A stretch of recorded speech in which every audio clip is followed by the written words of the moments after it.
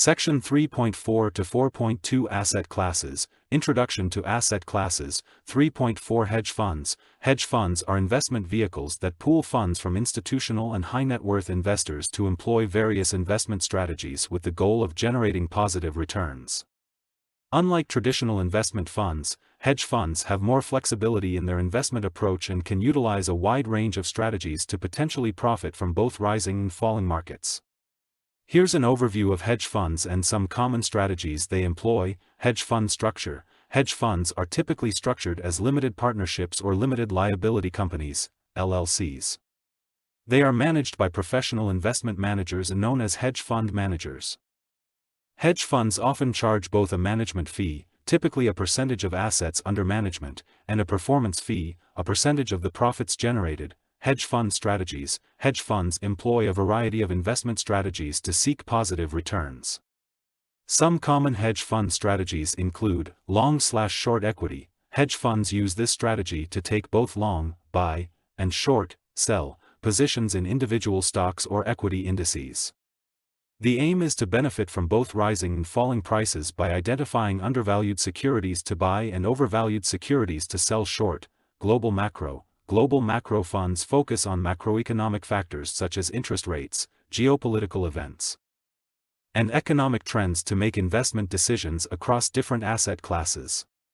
They may invest in currencies, bonds, commodities, or equities based on their macroeconomic analysis. Event-driven. Event-driven strategies involve investing in securities of companies undergoing specific events, such as mergers and acquisitions, spin-offs, bankruptcies, or restructurings. Hedge funds aim to profit from price discrepancies that arise before or after these events. Arbitrage. Hedge funds employ various arbitrage strategies, including statistical arbitrage, convertible arbitrage, and merger arbitrage. These strategies involve exploiting price inefficiencies or mispricings in related securities. Often using complex quantitative models. Distressed securities. Distressed debt investing involves purchasing the debt of financially troubled companies or distressed assets. Hedge funds aim to profit from the potential price appreciation or restructuring of these investments. Quantitative/algorithmic. Quantitative hedge funds use computer models and algorithms to identify and execute investment opportunities. They rely on historical data and mathematical models to drive their investment decisions. Multi-strategy. Some hedge funds employ a combination of different strategies to diversify their investments and potentially reduce risk. They allocate capital across various strategies based on market conditions and opportunities. Risk and leverage. Hedge funds often employ leverage, which involves using borrowed money to increase the potential returns of their investments. This leverage can amplify both gains and losses. Additionally, hedge funds can use derivatives and other complex financial instruments to manage risk or enhance returns, which can introduce additional risks and complexities. Accredited investors and regulation. Hedge funds are typically available only to accredited investors, who meet certain wealth or income criteria set by regulators. These restrictions are intended to protect less sophisticated investors due to the complex nature of hedge fund strategies. Hedge funds are subject to regulations and oversight by regulatory bodies in the jurisdictions where they operate. It's important to note that hedge funds involve higher risks compared to traditional investment vehicles, and their performance can vary widely. They are generally considered suitable for sophisticated investors who have a higher risk tolerance and a longer investment horizon. Investing in hedge funds requires careful due diligence, understanding of the fund strategy, and consideration of fees, liquidity terms, and the track record of the hedge fund manager. Individual investors interested in hedge fund strategies may explore alternative investment vehicles such as mutual funds or exchange-traded funds, ETFs, that seek to replicate hedge fund strategies. These products may offer more accessibility and transparency compared to traditional hedge funds but may not fully replicate the performance of the actual hedge. Accredited investors. Accredited investors are individuals or entities that meet specific criteria set by regulatory authorities, such as the Securities and Exchange Commission, SEC, in the United States. These criteria typically revolve around minimum income or net worth thresholds, which are designed to ensure that investors have sufficient financial resources and knowledge to understand and bear the risks associated with certain types of investments, including hedge funds and other alternative investments. the specific requirements for accredited investors may vary depending on the jurisdiction and regulations in place.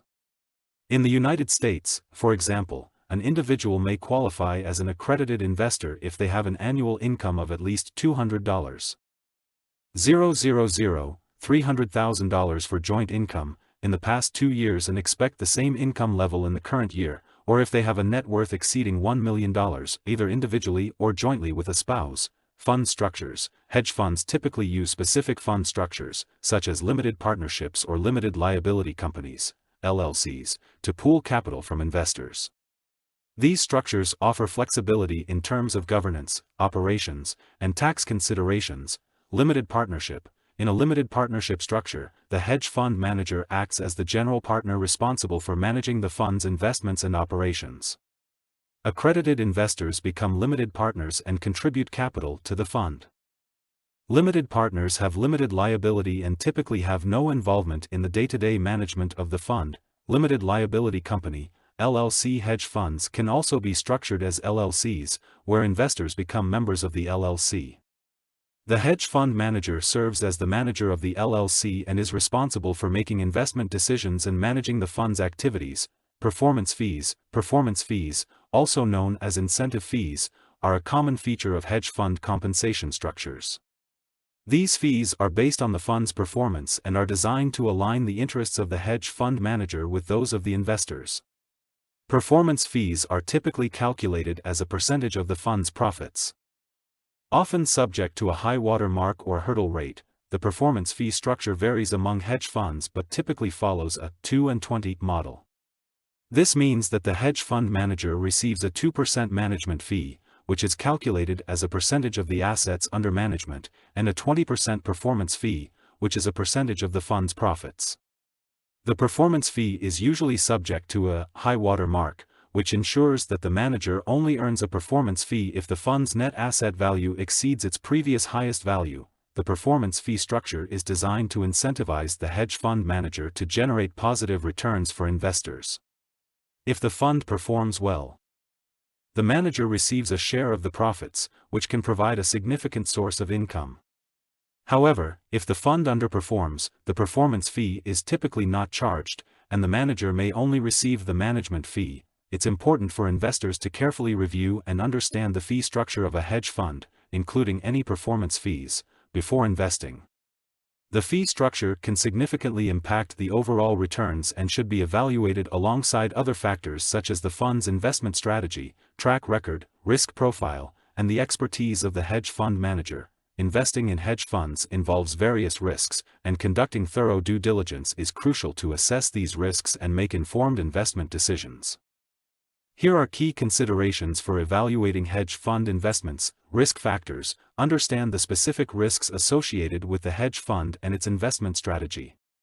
Hedge funds can be exposed to market risk, liquidity risk, credit risk, operational risk, and other factors depending on their investment approach. Evaluate the risk-return profile of the fund and assess how it aligns with your investment objectives and risk tolerance. Track record and performance. Review the hedge fund's historical performance over different market cycles. Analyze both absolute returns and risk-adjusted measures such as Sharpe ratio or Sortino ratio to assess the fund's ability to generate consistent returns relative to its level of risk. Consider the fund's performance in both favorable and challenging market conditions. Investment strategy and approach. Understand the hedge fund's investment strategy, including its underlying assumptions, methodology, and the team's expertise. Assess whether the strategy is well-defined, repeatable, and appropriate for the current market environment. Consider how the strategy complements your existing portfolio or investment goals. Manager and team. Evaluate the experience, track record, and reputation of the hedge fund manager and the investment team. Look for consistency in investment decision-making, alignment of interests, and a robust risk management framework.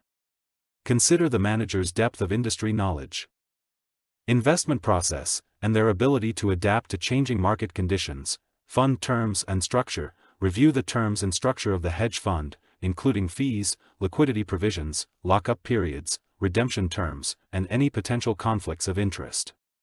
Understand the fee structure, including management fees and performance fees, and how they align with the fund's expected returns and your investment objectives. Due diligence process. Conduct comprehensive due diligence, which may include reviewing audited financial statements, regulatory filings, legal documentation, and the fund's offering memorandum. Seek transparency on the fund's operations, valuation practices, and risk management procedures. Evaluate the fund's service providers, such as administrators, custodians, and auditors, fund size and liquidity. Assess the size of the hedge fund and its implications for liquidity. Larger funds may face challenges in deploying capital efficiently or making nimble investment decisions. Consider whether the fund size aligns with its investment strategy and the liquidity needs of the underlying investments. Risk management and compliance. Evaluate the fund's risk management framework, compliance procedures, and governance practices. Assess whether the fund has adequate controls in place to monitor and manage risks effectively. Review the fund's compliance with regulatory requirements and its alignment with industry best practices. Independent third-party analysis. Consider utilizing independent third-party analysis and research reports to gain additional insights into the hedge fund's performance, risk profile, and qualitative factors. Independent assessments can provide an objective view of the fund and help validate the information provided by the fund manager. Professional advice. Consult with a qualified financial advisor or investment professional who can provide guidance and help assess the suitability of hedge fund investments based on your individual circumstances, investment goals, and risk tolerance. Their expertise can enhance your due diligence process and provide valuable insights. Remember that investing in hedge funds carries inherent risks, and past performance is not indicative of future results. It's essential to conduct thorough due diligence and carefully evaluate all aspects of a hedge fund before making investment decisions. Section 4, Asset Allocation and Diversification. 4.1 Importance of asset allocation. Strategic asset allocation and tactical asset allocation are two different approaches to portfolio construction and management. Here's an overview of each approach. Strategic asset allocation. Strategic asset allocation involves establishing a long-term target allocation of assets based on an investor's financial goals, risk tolerance, and investment horizon. The allocation is designed to provide a diversified portfolio that aligns with the investor's objectives and takes into account their risk preferences. Key characteristics of strategic asset allocation include long-term focus. The strategic allocation is designed to remain relatively stable over time, with periodic adjustments made to realign the portfolio with the target allocation. Risk and return trade-off. The allocation considers the risk-return profile of different asset classes to optimize the portfolio's risk-adjusted returns. Broad diversification. Strategic asset allocation typically involves allocating funds across various asset classes, such as stocks, bonds, cash, and alternative investments, to spread risk and potentially enhance returns. Rebalancing. Periodically, the portfolio is rebalanced to bring the asset allocation back to the target weights. This involves selling or buying assets to maintain the desired allocation. Strategic asset allocation provides a disciplined and systematic approach to long-term investing. It aims to capture the long-term performance of different asset classes while managing risk through diversification. Tactical asset allocation. Tactical asset allocation involves making short-term adjustments to a portfolio's asset allocation based on the current market conditions, economic outlook, or other short-term factors. It takes a more active approach compared to strategic asset allocation, aiming to exploit perceived opportunities or manage risks in the short to medium term. Key characteristics of tactical asset allocation include short-term focus. Tactical allocation strategies typically involve making adjustments over shorter time horizons, such as months or quarters, in response to changing market conditions or specific investment opportunities. Dynamic asset allocation. The allocation is adjusted based on market trends, economic indicators, or other factors that suggest potential short-term opportunities or risks. Active management. Tactical asset allocation requires active monitoring of markets and a proactive decision-making process to adjust the portfolio's allocation. Flexibility. Tactical allocation allows for more significant deviations from the long-term strategic allocation to capture short-term opportunities or manage risks. Tactical asset allocation aims to exploit short-term market inefficiencies or take advantage of market trends. It requires a thorough analysis of market conditions and a keen understanding of the potential risks and rewards of short-term investment decisions. It's important to note that the appropriate mix of strategic and tactical asset allocation depends on an investor's goals, risk tolerance, and time horizon. Some investors may prefer a more passive, strategic approach, while others may be more comfortable with an active, tactical approach. A blended approach, determining the optimal asset allocation based on an individual's risk profile, is an essential step in portfolio construction. The asset allocation should be aligned with the investor's risk tolerance, financial goals, and time horizon.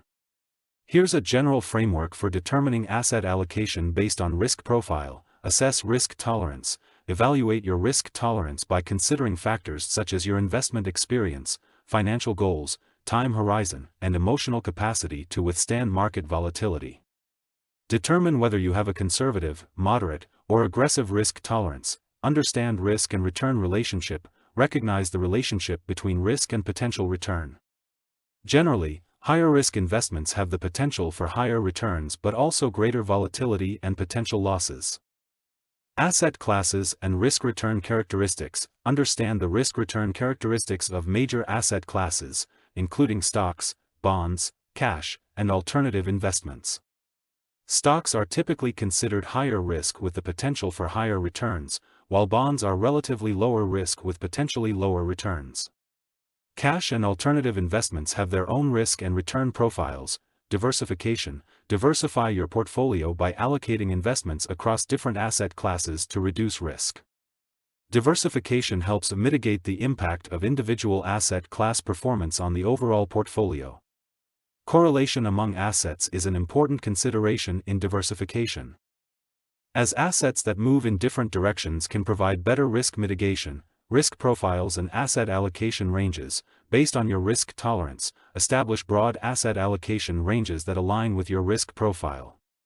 For example, conservative. A conservative investor may have a larger allocation to lower-risk assets such as bonds and cash, with a smaller allocation to stocks and alternative investments. Moderate. A moderate investor may have a balanced allocation between stocks and bonds, with a smaller allocation to cash and alternative investments. Aggressive. An aggressive investor may have a higher allocation to stocks and alternative investments, with a smaller allocation to bonds and cash. Consider time horizon and goals. Take into account your investment time horizon and financial goals.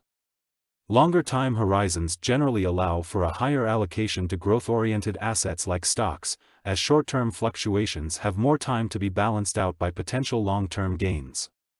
For shorter-term goals, a more conservative allocation may be appropriate. Regular review and rebalancing. Regularly review your portfolio to ensure it remains in line with your risk profile and financial goals.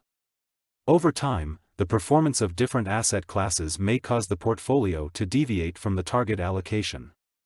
Rebalancing involves selling or buying assets to bring the allocation back to the desired levels.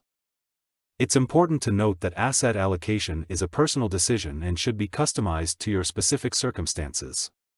It's advisable to consult with a financial advisor or investment professional who can provide personalized guidance based on your risk profile, financial goals, and individual needs. Modern portfolio theory, MPT, is a framework developed by economist Harry Markowitz in the 1950s that aims to optimize portfolio construction and maximize expected returns for a given level of risk.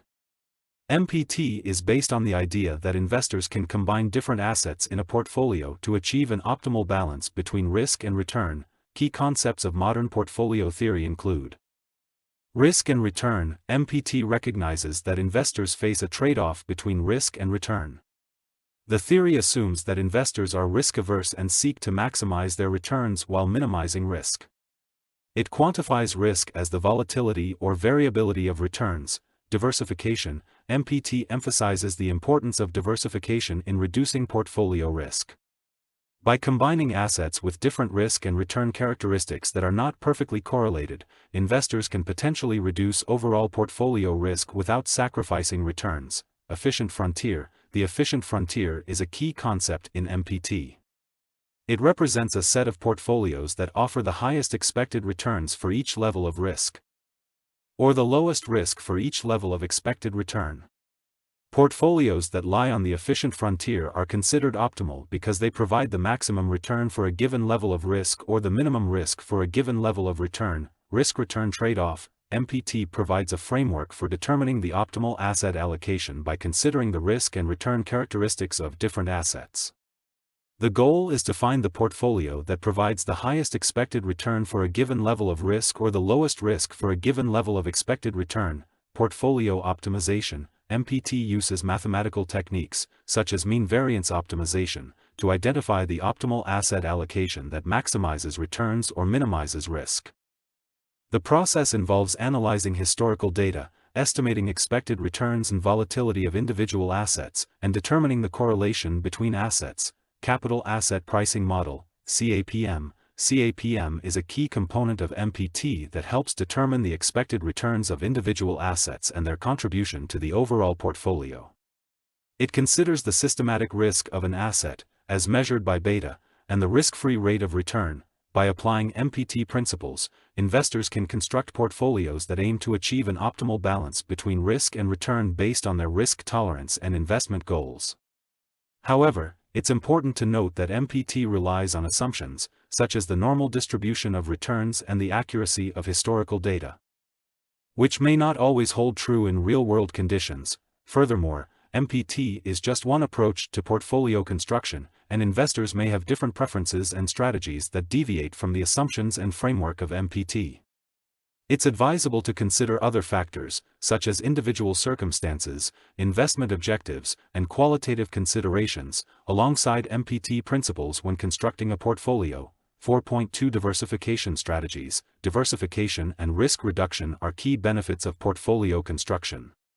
Here are the primary advantages of diversification and how it helps in reducing risk. Risk reduction. Diversification is a risk management strategy that aims to reduce the overall risk of a portfolio by spreading investments across different asset classes, sectors, regions, and investment types. By diversifying, investors can reduce their exposure to the risks associated with individual investments. When one investment performs poorly, others may offset the losses, leading to a more consistent and stable portfolio performance. Smoothing of returns. Diversification can help smooth out the volatility of returns in a portfolio. Assets have different risk profiles and may perform differently under various market conditions. By combining assets with low or negative correlations, the gains from some investments may offset the losses from others, resulting in a more stable overall portfolio return. Reduction of unsystematic risk. Unsystematic risk, also known as specific or idiosyncratic risk, refers to the risk associated with individual securities or specific sectors. Diversification allows investors to mitigate unsystematic risk by allocating investments across a wide range of assets. By spreading investments, investors reduce their exposure to the risks of individual stocks, bonds, or industries, and avoid the impact of isolated negative events on their portfolio. Exposure to multiple opportunities. Diversification provides investors with exposure to multiple investment opportunities. By diversifying across different asset classes, investors can participate in the potential growth of various sectors and regions. This increases the likelihood of capturing positive returns from different areas of the market. Potential for higher risk-adjusted returns. Diversification can potentially enhance risk-adjusted returns. By combining assets with different risk and return profiles, investors can achieve a more efficient portfolio that maximizes returns for a given level of risk. Diversification enables investors to balance higher risk, higher return assets with lower risk, lower return assets, optimizing the risk-reward trade-off. Protection against concentration risk. Diversification helps protect against concentration risk, which arises when a portfolio is heavily concentrated in a single asset, sector, or region. Concentration risk increases the vulnerability of a portfolio to adverse events that may specifically affect that asset or sector. Diversifying across multiple assets helps reduce concentration risk and enhances the resilience of the portfolio to unexpected events. Increased peace of mind. Diversification can provide investors with increased peace of mind and emotional comfort. By reducing the reliance on any single investment or sector, investors can avoid the stress associated with the performance of individual holdings. Diversification helps create a more stable and predictable investment experience, which can contribute to better long-term decision-making. It's important to note that diversification does not eliminate all investment risks, particularly systematic risks that affect the overall market. However, it helps manage and reduce specific risks associated with individual investments. The extent of diversification required will depend on factors such as an investor's risk tolerance, investment goals, and time horizon. Correlation and covariance are statistical measures that play a crucial role in portfolio optimization. Here's an explanation of correlation, covariance, and how they are used in the optimization process. Correlation measures the relationship between the returns of two assets. It indicates the degree to which the returns of the two assets move together. Correlation is expressed as a value between -1 and 1. A correlation of 1 indicates a perfect positive correlation, meaning that the two assets move in perfect synchronization. A correlation of -1 indicates a perfect negative correlation, meaning that the two assets move in opposite directions. A correlation of 0 indicates no correlation or independence, meaning that the returns of the two assets are unrelated. Correlation is important in portfolio optimization because it helps determine how the returns of different assets interact with each other.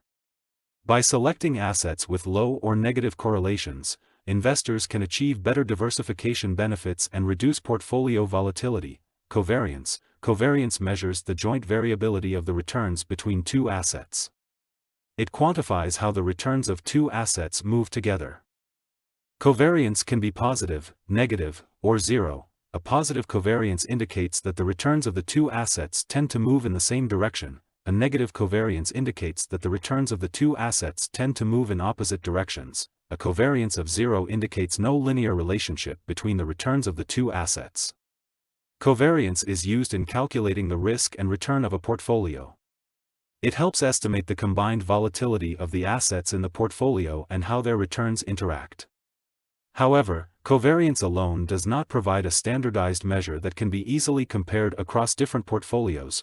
Portfolio optimization is the process of constructing an optimal portfolio by selecting the appropriate asset allocation to achieve the desired risk and return characteristics.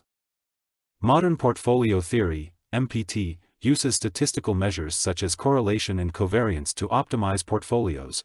In portfolio optimization, correlation and covariance matrices are used to calculate the expected return, volatility, and risk-reward trade-off for different combinations of assets. By combining assets with different risk and return profiles and taking into account their correlations, an efficient portfolio that lies on the efficient frontier, as per MPT, can be constructed. Efficient portfolio construction involves finding the asset allocation that maximizes return for a given level of risk or minimizes risk for a given level of return. Mathematical techniques like mean variance optimization help identify the optimal portfolio allocation by considering expected returns, volatilities, correlations, and investor preferences. By using correlation and covariance, investors can assess the relationship between different assets and construct portfolios that provide diversification benefits, risk reduction, and the potential for improved risk-adjusted returns. It's important to note that correlation and covariance are based on historical data and may not accurately reflect future relationships. Therefore, ongoing monitoring and periodic adjustments of the portfolio are necessary to adapt to changing market conditions and maintain the desired risk-return characteristics. Rebalancing and monitoring portfolio performance are essential activities for maintaining an optimal investment strategy. Here's an overview of these practices. Rebalancing. Rebalancing involves adjusting the asset allocation of a portfolio back to its target weights. Over time, the performance of different asset classes can cause the actual allocation of a portfolio to deviate from the desired allocation. Rebalancing aims to bring the portfolio back in line with the target allocation. The primary reasons for rebalancing are restoring the desired risk profile. As asset classes perform differently, the portfolio's risk profile may shift. Rebalancing helps ensure that the portfolio's risk exposure aligns with the investor's risk tolerance. Capitalizing on market opportunities. Rebalancing allows investors to take advantage of market conditions by selling assets that have become overvalued and buying assets that have become undervalued. This contrarian approach can help investors buy low and sell high, maintaining diversification. rebalancing ensures that the portfolio remains diversified, as the relative performance of different assets can lead to concentration or dilution of positions over time. The frequency of rebalancing depends on individual preferences, but it is typically done annually, semi-annually, or quarterly. However, significant market movements or changes in personal circumstances may warrant more frequent rebalancing. Monitoring portfolio performance. Monitoring portfolio performance involves regularly assessing the progress and results of the investment strategy. Here are key aspects of portfolio monitoring. Reviewing investment objectives. Regularly assess whether the investment strategy and portfolio allocation are still aligned with your financial goals, risk tolerance, and time horizon. Consider any changes in personal circumstances that may require adjustments to the portfolio. Tracking performance. Evaluate the performance of the portfolio against relevant benchmarks and objectives. Compare the portfolio's returns, risk measures, and key performance indicators to assess how it has performed relative to the desired targets. Assessing asset allocation. Examine the actual asset allocation of the portfolio and compare it to the target allocation. Identify any significant deviations and determine if adjustments or rebalancing are necessary to bring the portfolio back in line with the desired allocation. Analyzing individual investments. Review the performance of individual investments within the portfolio.